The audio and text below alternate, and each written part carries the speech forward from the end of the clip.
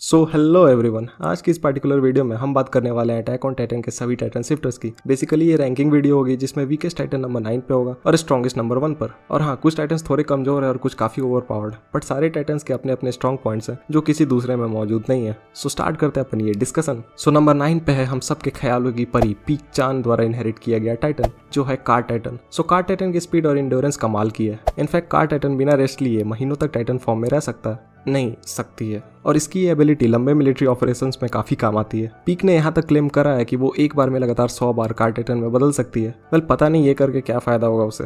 अगर डिसएडवांटेजेस की बात करें तो इस टाइटन को काफी इजीली गिराया जा सकता है किसी भी नॉर्मल अटैक से। ऑल्सो इसके विल्डर की हीलिंग एबिलिटी भी काफी ज्यादा स्लो है बाकियों के कंपेरिजन में। नंबर 8 पे है फीमेल टाइटन, जिसकी विल्डर है एनी। और फीमेल टाइटन इनिशियली अपने को काफी स्ट्रॉन्ग लगी थी सीजन 1 के दौरान जब उसने एरन को 2 बार ठोका था, बट क्योंकि एरन के बर्जर्क मोड वाले फॉर्म से एनी पिटना स्टार्ट हो गई थी और ऑलमोस्ट सभी शिफ्टर्स को अच्छा खासा बैटल एक्सपीरियंस हो चुका है बीते 4 सालों में, जब एनी एक फीलर कैरेक्टर थी। सो मोस्टली सभी अब स्ट्रॉन्ग हो चुके हैं। फीमेल टाइटन मार्शल आर्ट्स को यूज कर सकती है, जिसका क्रेडिट ऑफ कोर्स उसके बिल्डर को ही जाएगा। साथ ही एनी के पास सेंसिटिव पार्ट्स को क्रिस्टलाइज करने की एबिलिटी है और ये चिल्लाकर सारे प्योर और एबनॉर्मल टाइटन की ठरक को जगाते हुए अपने तरफ आकर्षित कर सकती है। He laugh on my joke.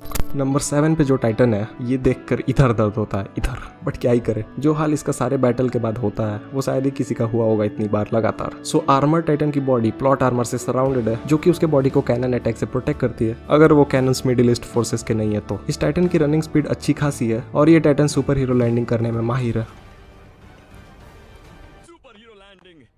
Disadvantage की बात करें तो बॉडी हैवी होने के कारण इसके मूवमेंट थोड़े स्लो हो जाते हैं और राइनर की फूटी किस्मत इस टाइटन का सबसे बड़ा डिसएडवांटेज है। कितनी दुख की बात है ना, वॉल्स को सबसे पहले स्मैश करने वाला बंदा हिस्टोरिया को स्मैश ही नहीं कर पाया।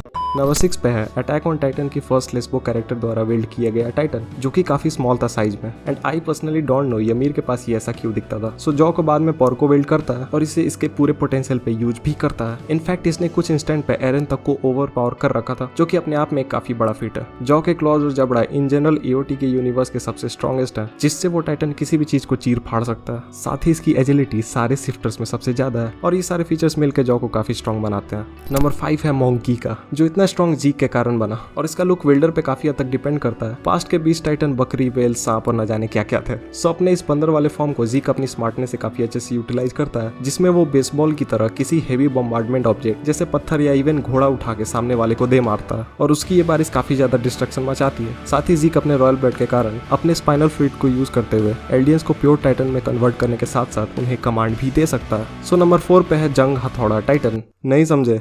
अरे वॉर हैमर। सो ये अपने इंट्रोडक्शन के दिन ही भगवान को प्यारे होने वाला टाइटन है। पता नहीं क्यों, बट इसकी एबिलिटी मुझे कभी कभी फुल मेटल अल्केमिस्ट की याद दिलाती है। सो वॉर हैमर टाइटन अपने स्किन से अलग अलग तरह के वेपन्स को क्रिएट कर सकता है, including these giant deadly crystals. साथ ही वॉर हैमर का बिल्डर अपनी बॉडी से दूर रहते हुए इसे कंट्रोल कर सकता है और इसकी पूरी बॉडी एक आर्मर से सराउंडेड होती है, जो इसे ऑब्वियसली प्रोटेक्ट करती है। वेल, इसके बॉडी के अराउंड आर्मर्स तो है, बट प्लॉट आर्मर नहीं। Laugh on my joke. So ये खुद 2 एपिसोड भी नहीं टिक पाया, तो इसका डिस्कशन क्या ही टिकेगा। आगे बढ़ते हैं अपन। नंबर 3 पे है एरन का अटैक टाइटन, जो कि काइंड ऑफ मेल वर्जन है एनी के फीमेल टाइटन का। ये भी मार्शल आर्ट परफॉर्म कर सकता है, साथ ही क्रिस्टल वाली एबिलिटी भी है इसके पास, बट इसके वॉर हैमर के साथ मर्जर इसे इस लिस्ट में इतना ऊपर रखता है। शिगानशिना में एरन ने अकेले दम पर पूरे मालियन मिलिट्री को काफी लंबे टाइम तक रोक के रखा था, जो कि अपने आप में एक बहुत बड़ा फीट है। सो या एरन इज प्रीटी स्ट्रॉन्ग। नंबर 2 पे है एक चलता फिरता बॉम्ब यानी कोलोसल टाइटन, जो कि साइज में 60 मीटर का है। और कोलोसल टाइटन इन जनरल उतना कुछ खास नहीं है, खास है इसमें ट्रांसफॉर्म होने की एबिलिटी, जिस दौरान इसका बिल्डर काफी बड़े रेडियस को न्यूक कर सकता है, जिसका लाइव डेमोन्स्ट्रेशन अपन ने 2 बार देखा है सीरीज में और दोनों ही बार बाजी बिल्कुल पलट जाती है। सो सीजन 3 में कोलोसल टाइटन को सिर्फ 2 बंदे हरा देते हैं, सो ज्यादा कुछ कह नहीं सकते यार। और नंबर 1 पे है ऑब्वियसली फाउंडिंग टाइटन, और इसके इनहेरिटर के पास बिना टाइटन में ट्रांसफॉर्म हुए दूसरों के मेमोरीज को अल्टर करने और बाकी एल्डियंस को टाइटन में ट्रांसफॉर्म करने की पावर आ जाती है। अगर फाउंडर का इनहेरिटर चाहे तो रमलिंग जैसे इवेंट को भी कंडक्ट करा सकता है, जो कि लिटरली किसी एपोक्लिप्स से कम नहीं है। फाउंडिंग टाइटन को सिर्फ रॉयल ब्लड वाले यूज कर सकते हैं, या फिर उसके इनहेरिटर को रॉयल ब्लड वाले बंदे के कांटेक्ट में आना होगा। कार्ल फ्रीज ने इस पे वो ऑफ रिनाउंसिंग वॉर लगाया था, जिसमें इसका रॉयल ब्लड का बिल्डर कभी इसे एल्डियंस की मदद के लिए यूज नहीं कर पाएगा। सो फाउंडिंग टाइटन बेसिकली एक गॉड है अटैक ऑन टाइटन की दुनिया में, जो कि अब जाके अपना जादू बिखेर रहा है सारी धरती पर।